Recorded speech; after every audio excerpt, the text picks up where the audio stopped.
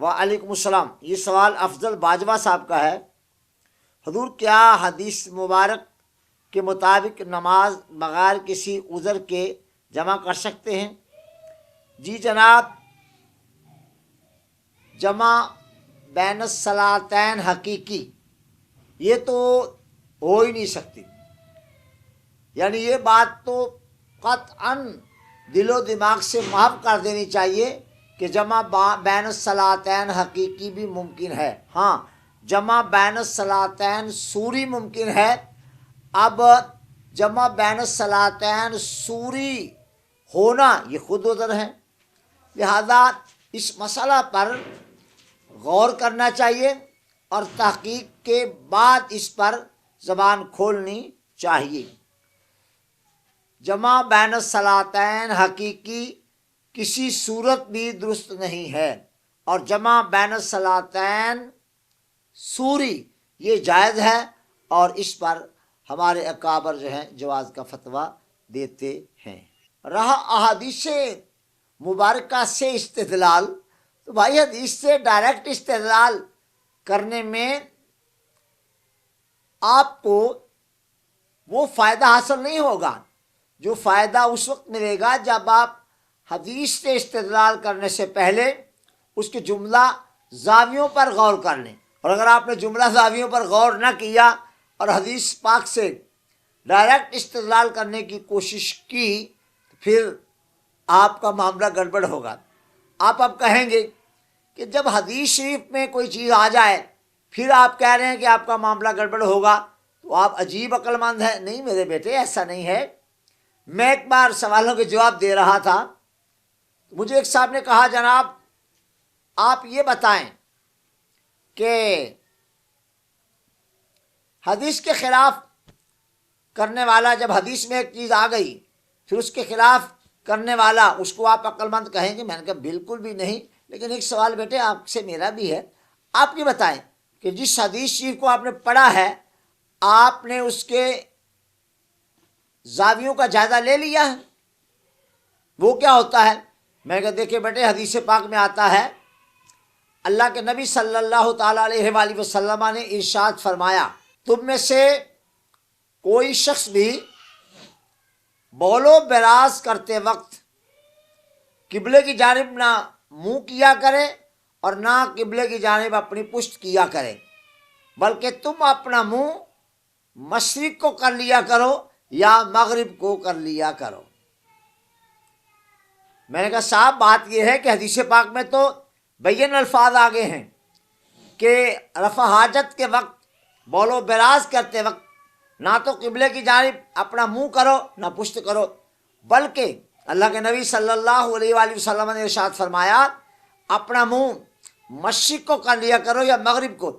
میں نے کہا دونوں حصوں کو سامنے رکھیے، یعنی نہ قبلے کو منہ کرنا نہ پشت کرنی ہے، بلکہ مغرب کو منہ کرو یا مشرق کو منہ کرو، کر کے دکھاؤ حل۔ چلو نہیں، میں نے کہا نہیں کیا ہوا، ہم اپنے علماء سے پوچھیں گے۔ میں نے کہا جناب علماء سے آپ پوچھ لیجئے گا، جب آپ پوچھ لیں گے تو پھر بات کر لیجئے گا انشاءاللہ، پھر آپ سے بات کر لیں گے۔ چلیں آج ہم اس پر بات نہیں کرتے۔ ہفتہ گزر گیا، وہ غالباً ہفتہ کے بعد یا 15 دن کے بعد درس قرآن و حدیث ہوتا تھا، میں دوبارہ گیا تو جناب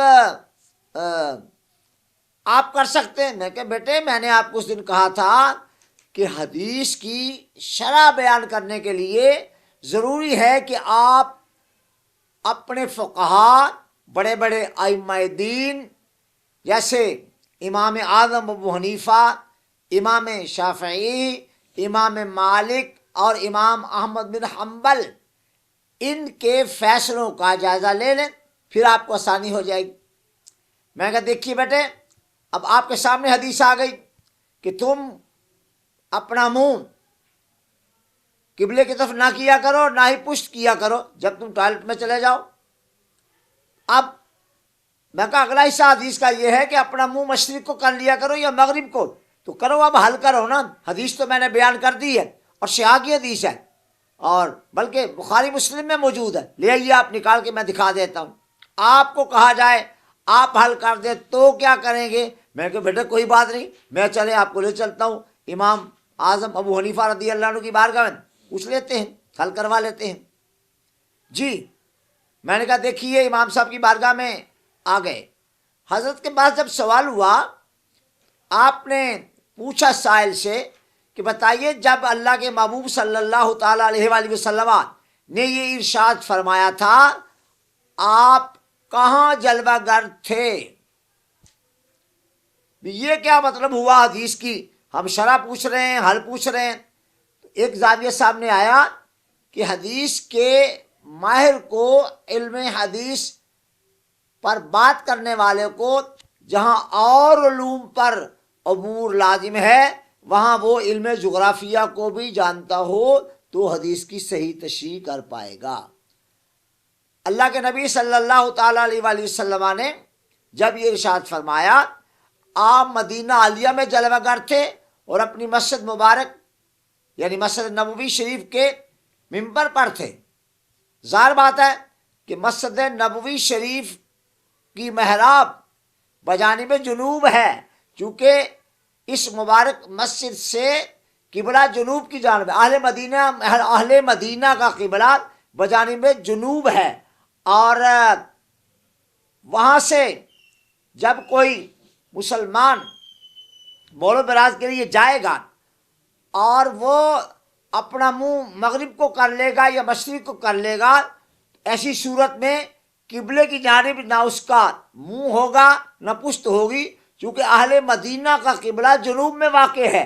لہذا حدیث پاک میں جو آیا ہے وہ بالکل صحیح ہے، اہل مدینہ کا قبلہ جنوب میں واقع ہے، ہماری طرح پاکستان کی طرح کی صورتحال مدینہ عالیہ کے قبلے کی نہیں ہے۔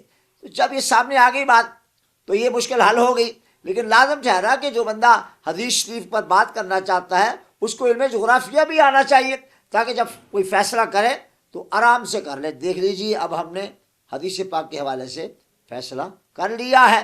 لہذا جو شخص حدیث پاک کے بارے میں کہتا ہے جی فلاں حدیث میں آیا، اسے چاہیے کہ حدیث کے تمام زاویوں پر نظر ڈالے، یعنی ماہرین علم حدیث یعنی اہل الحدیث سے مراد ماہرین علم حدیث ہے، اور یہ وہ لوگ ہوتے ہیں جو حدیث کو تمام زاویوں سے پرکھنے، جاننے، جانچنے کی صلاحیت رکھتے ہیں۔ لہذا حدیث کو بیان کرنے اور اس پر بات کرنے کے لیے ضروری ہے کہ اس کے تمام زاویے اس کی نظر میں ہوں۔